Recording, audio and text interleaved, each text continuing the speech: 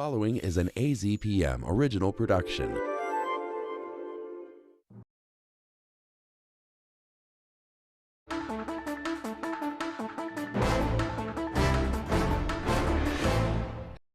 Hello and welcome to this latest edition of the Press Room from the radio studios of AZPM. I'm your host, Steve Goldstein. Our distinguished panelists today are Yana Kunichoff of AZ Luminaria, Jim Nintzel of the Tucson Sentinel, and Danyelle Khmara of AZPM. Also, a special guest who we'll be hearing from in a few minutes is Professor Samara Klar of the University of Arizona. Thank you all for being here today. Let's talk some election stuff. Yana, let's start off initially with the sheriff's race, which, as of a week ago, it seemed like it was going to be close between incumbent Sheriff Nanos and his challenger Heather Lappin. A lot of controversy has floated. Now, as we're taping this on Friday morning, they're about 200 votes apart. I'm not going to ask you how it's going to go, but did you ever envision it being quite this tight? Since I've been covering this race, it feels like it has shifted hour by hour. Like it feels like something you've had to watch really, really closely to be up to date with what's happening. And I believe the latest count is that Sheriff Nanos is leading by 187 votes. So it's just such a tight margin. And also the PEMA Board of Supervisors called a special meeting for next week to approve a recount. So I'm expecting it to be continue making news through the week. Well, I did want to ask you, there's not automatic recount territory for a county race? I don't know about that actually, but the PEMA Board of Supervisors in general, I think, has been watching this race closely. Last week, they initially wanted to vote to censure Sheriff Nanos. They were not able to do that because of procedural issues. So I think that they are also kind of making their voices heard on their concerns around this race specifically. Jim, I want to go back a couple of months ago. We've talked about this before on the program, that you were the moderator for a debate between Nanos and Lappin. You know, again, at that time, it seemed like, but this was, of course, before the controversy with AZ Luminaria. Did it seem like Nanos was in good shape at that point? I think he was, probably due to the fact he's an incumbent in a heavily Democratic district, probably headed for an easy re-election run against a Republican with very little name ID and very little money to campaign. And he came out on election night with 25,000 vote lead based on the early ballots that had been counted up to that point.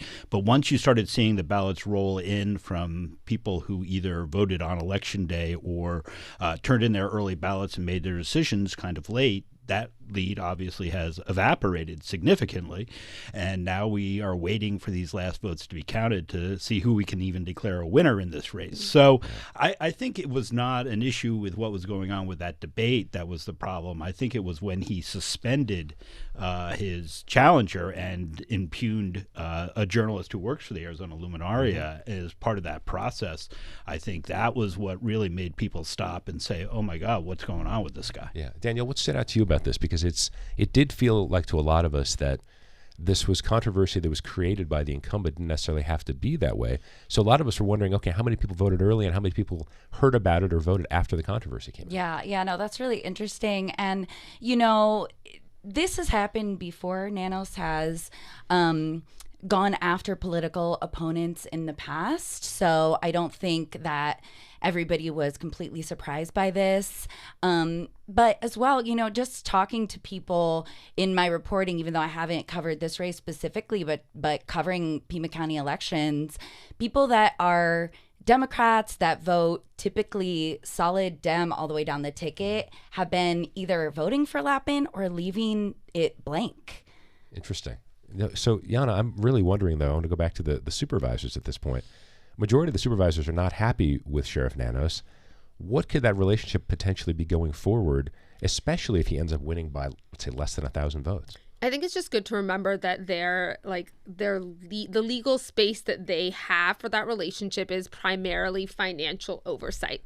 And I think that last week's board meeting where they again tried to censure the sheriff but were not able to, I think there's really a limitation to what they can do besides kind of verbally express their displeasure. I think the other thing that is really interesting to me about this race, and I think raises a question about like how independents vote, how the large number of independents in Arizona vote, is that both Nanos and Lappin were against Proposition 314, which did pass, but there wasn't maybe like a very typical partisan divide on some of the issues that were a question in that election. Right, and that passed by about 20 points or so. So it passed with obviously some Democratic support at least.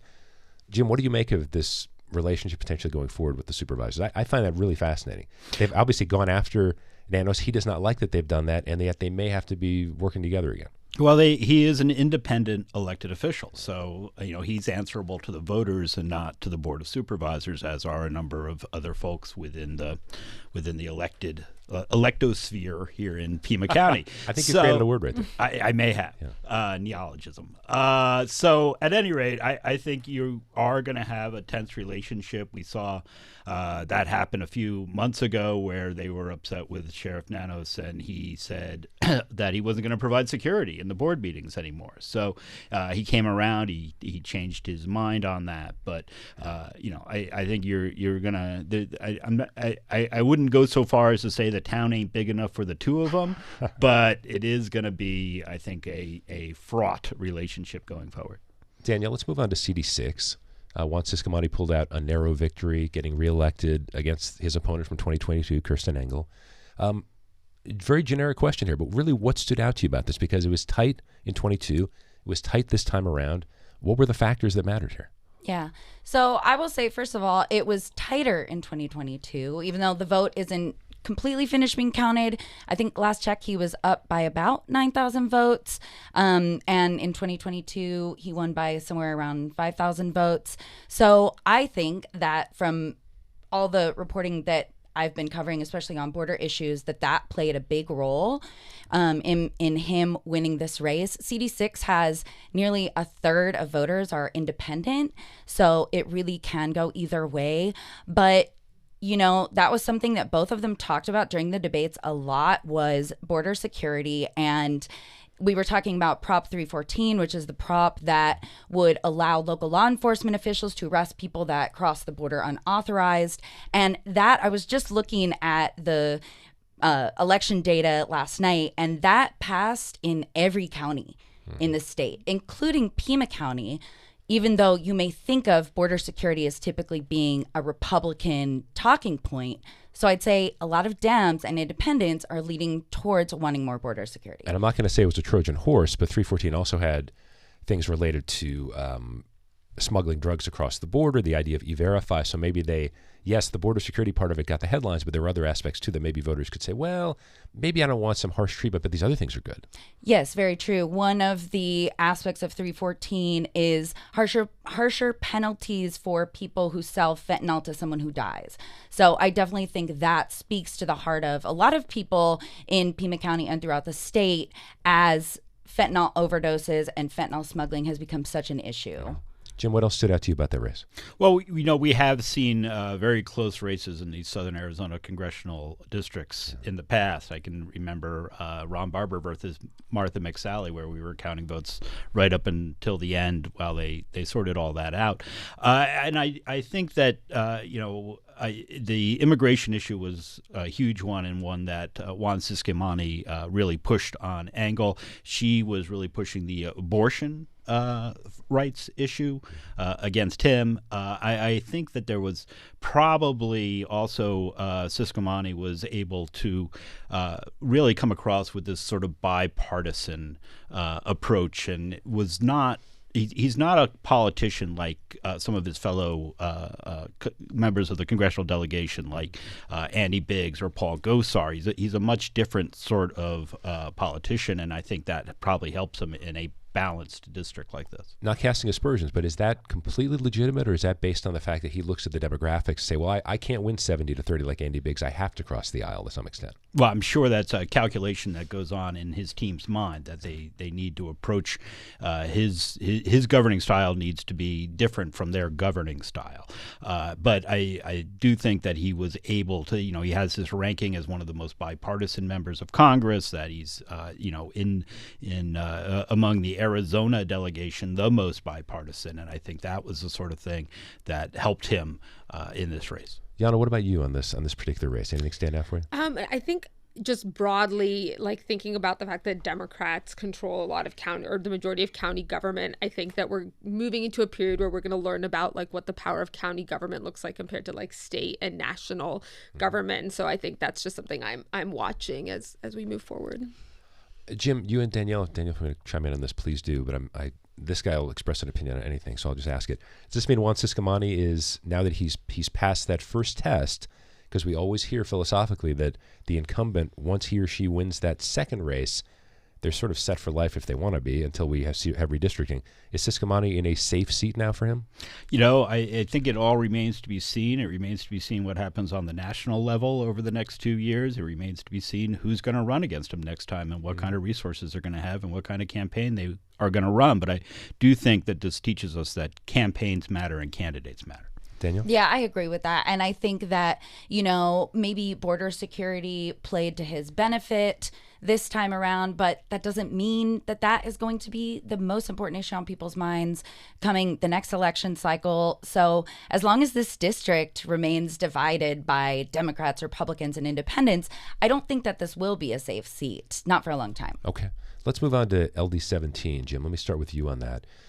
This was seen by Democrats as a chance to really make a lot of hay, and they made a little bit of hay. I'm not sure what a measurement of a little bit of hay would be. They made a little bit, but Vince Leach, who knocked out Ms. Wadsack in the primary, now he's going back to the legislature, and I think that was a seat Democrats thought they could pull, right? I think Democrats before the primary had targeted LD17 as a potential pickup seat because they had seen that several statewide Democrats had won in that district in the 2022 midterms. But I think that, I think Justine Wadsack would have been a much more vulnerable incumbent than Vince Leach ended up being. The Democrats had a very moderate, in fact, a former Republican running against Vince Leach, and he probably would have fared better against a Justine Wadsack than he did a Vince Leach. You saw that Democrats did cross over in the House race where Kevin Volk outpaced both Republicans, or was outpacing. We're still counting votes, but was outpacing both Republicans in the House race. So, the odd thing that Democrats did not do was succeed in LD23, another southern Arizona district primarily based in Yuma that is competitive, and Democrats hold the advantage, but a Republican serves in the House there. And also in LD16, where they managed to score an upset win with a Democrat. This is a Pinal County and a little bit of Pima district, and he was not successful in running for re-election. So Democrats ended up losing seats overall. Now Kevin Volk is going up to represent Tucson in a legislature that's even more Republican leaning than it was before. I want to have Yana comment on that in a moment, but remind viewers and listeners about Vince Leach. Is he a conventional conservative or just not quite MAGA like Justine Wadsack? He is a conventional conservative. He was certainly a big part of, he fell into the Ducey mold. He's somebody who he opposes abortion. Certainly, he was a supporter of the flat tax, which really transformed what kind of taxes Arizona collects and who they collect them from. And he, was supported the school vouchers that was passed in the closing years of the Ducey administration. So on those were some of his proudest accomplishments, and voters clearly did not take that into account, or they didn't. It didn't change them to want to switch over to a Democrat in this race. Jan, let me get your thoughts on what Jim had to say about, yes, Democrats didn't mention the money, but behind Governor Hobbs, there's a lot of money spent on these legislative seats. And Democrats, even in areas they thought were vulnerable for Republicans, still ended up, they're even further from the majority than they were before. What's your observation on that generally, especially in southern Arizona? I think that one thing I've taken away just from watching this election is thinking about how much people are suffering economically, and thinking about where that as a talking point. I think primarily we hear about it helping the Republican Party. And so I think just thinking about how some of those economic realities for people do or don't become part of party platforms and how they impact those elections. Danyelle, any thoughts on that? I think it's a fairly interesting point. The idea that Yeah. I think we're sort of, some of us are in the 30,000 foot level, and we shouldn't be sometimes with these. Yeah, no, I think that she makes a great point. And honestly, everybody is talking about border security, about abortion rights, but actually economics are the number one issue in numerous polls. And yeah, a lot of times people, especially independent voters, tend to see Republicans as being more favorable on economic issues. that is a perfect segue to our special guest, University of Arizona political science professor Samara Klar. Professor, thank you for being with us. We appreciate it. My pleasure. Thank you for having me. So we'll ask you some questions about Arizona, but I wanted to ask, my first question actually is one that at this table and other places has been discussed, which is how does Donald Trump win almost a landslide if we look at how much red was across the United States? And yet reproductive rights in most states did very well. In Florida actually did well, but they had a 60% threshold, so it couldn't quite make it. And yet also Ruben Gallego, it was a narrow victory, but won, keeping a Senate seat in the Democratic Party.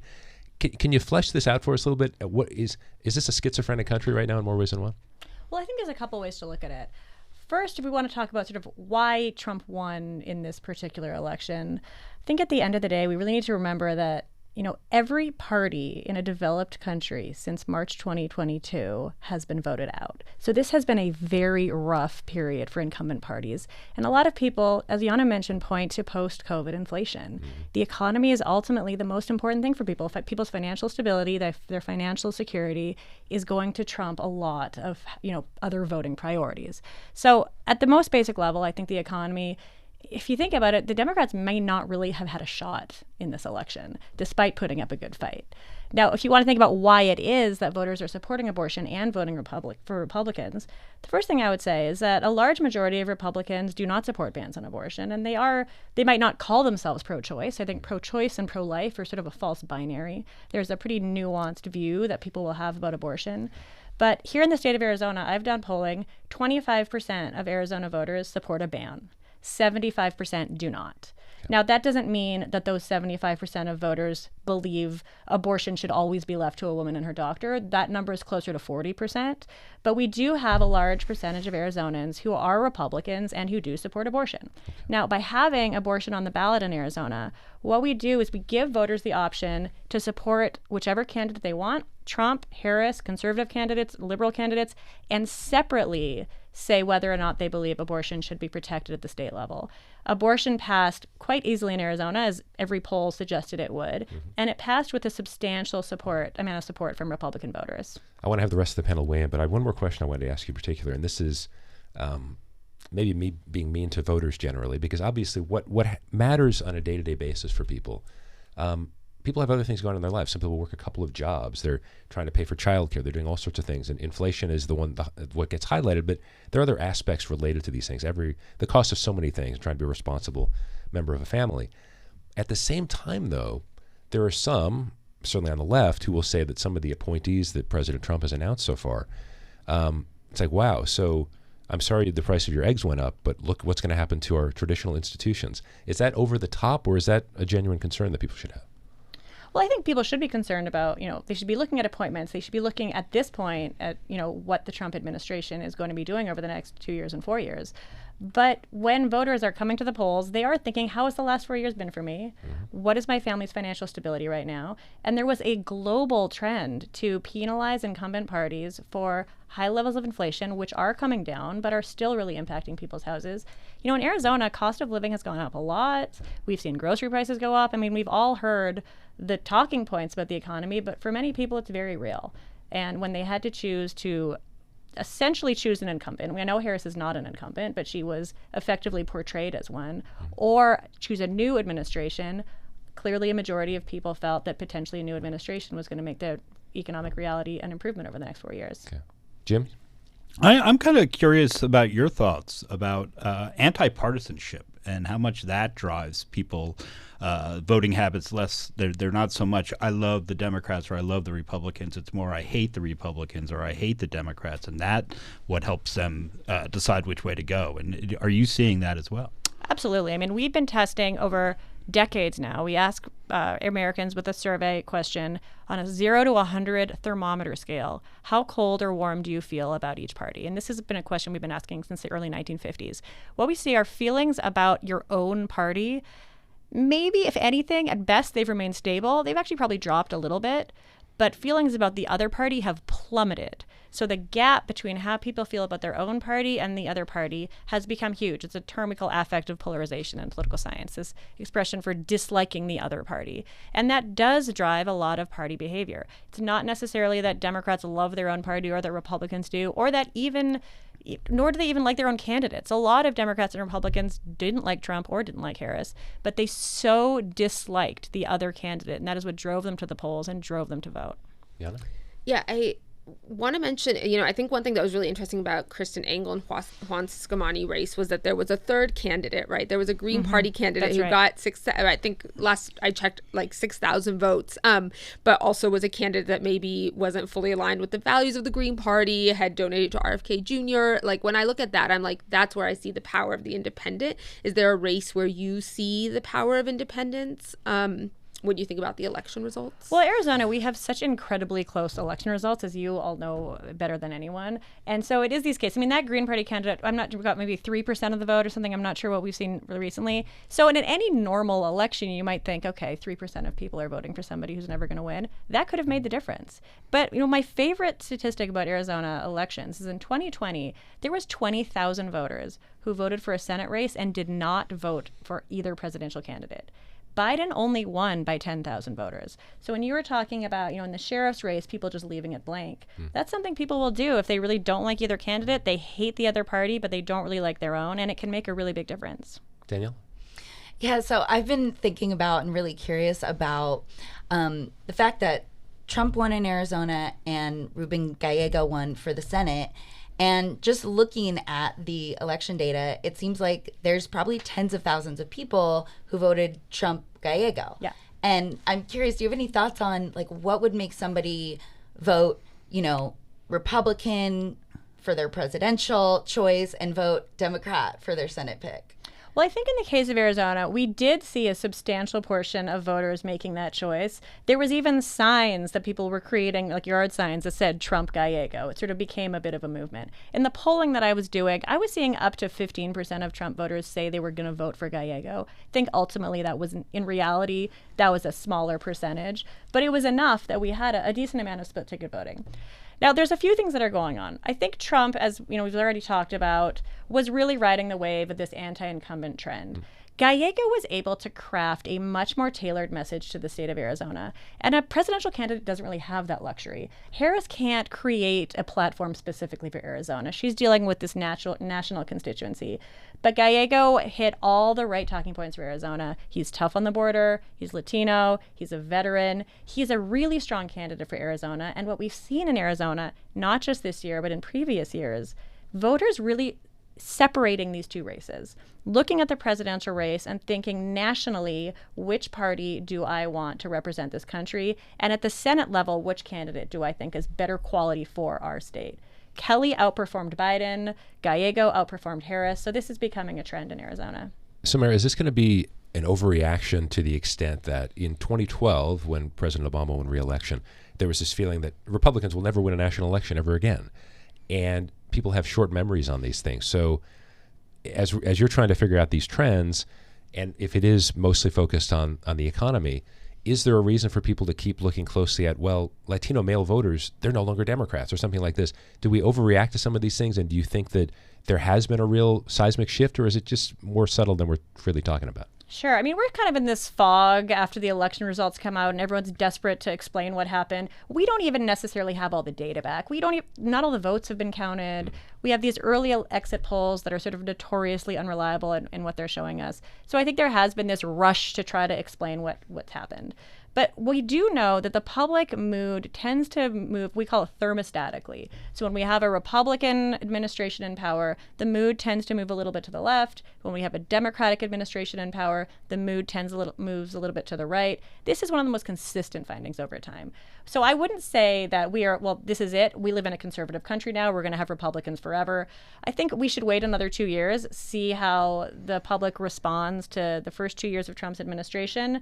The midterm elections could be a good election year for Democrats.